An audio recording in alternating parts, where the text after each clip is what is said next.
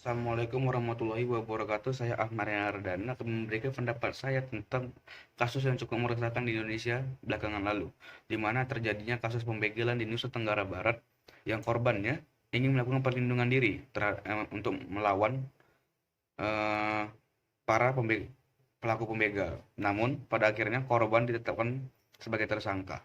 Di sini terdapat kerancuan dalam penegakan hukum yang terjadi di Indonesia, di mana kita tidak bisa melakukan perlawanan untuk melindungi diri kita dari tindakan kejahatan di lingkungan luas. Namun pada akhirnya memang surat penangguhan tersangka diberikan terhadap korban begal tersebut. Itu membuat kita sedikit tenang, di mana kita tidak lagi hanya bisa pasrah dari tindakan kejahatan yang kita alami di luar pikiran kita. Terdapat tiga prinsip penegakan hukum yang harus diterapkan. Yang pertama itu adalah keadilan. Jika berbicara keadilan, sebenarnya di awal kita mendapati ini sebuah kecacatan berpikir yang dilakukan oleh pihak kepolisian, di mana status tersangka yang diberikan terhadap korban begal cukup tidak masuk akal, di mana dia mengatakan bahwa tidak boleh adanya tindakan hakim sendiri. Namun setelah kita lihat surat penangguhan tersangka itu diberikan, dan memang ini keadilan yang sepantasnya didapatkan sejak kasus ini didalami. Selanjutnya ada prinsip kemanfaatan.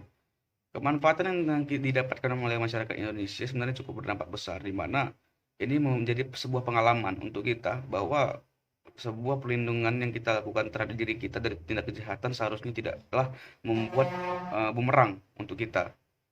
Ini harusnya menjadi patokan kita bahwa kasus-kasus yang seperti ini harus terus kita lindungi dari kecacatan dalam keadilan. Selanjutnya prinsip penegakan atau kepastian hukum.